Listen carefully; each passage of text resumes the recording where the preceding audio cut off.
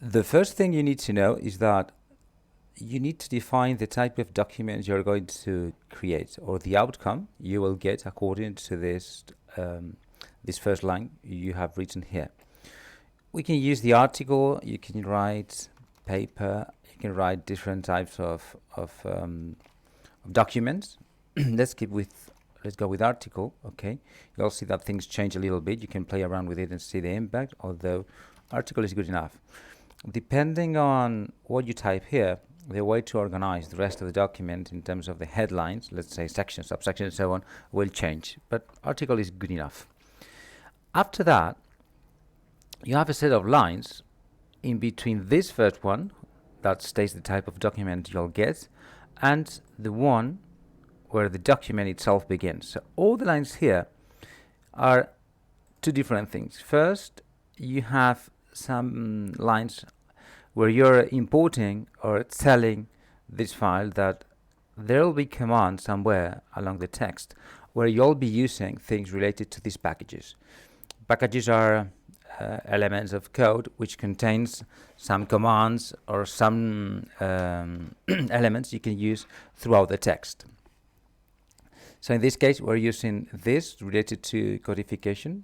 This is not that relevant in this case, as long as you're writing in English. But depending on this, some symbols will come out fine or not in the final output. You have this package for using some mathematical signs, such as mathcal, to which I'll refer later. This is for including some images, which we might not require if you're only writing or composing a milk model, but you might be interested in that. The same goes, no, this is different.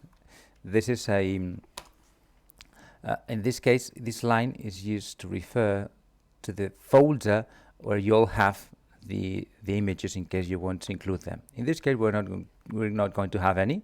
Okay, so you can skip this for the moment. And we have this line here so that we're telling that the indentation for every new paragraph is 0, so that, as you can see, there's no indentation. If you wrote something different, let's say 10, you'll see that this is recompiling and you'll see this indentation somewhere. Okay, you don't see it because that refers to the, if I'm not wrong, to the, let's make it more, let's say 100. Yes, you can see it here.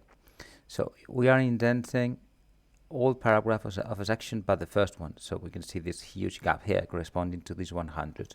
So I prefer to have it set to 0, which I'm going to change it right away.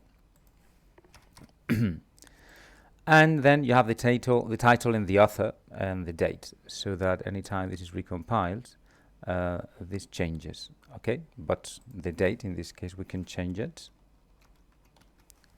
And you'll see that at the very beginning of your document.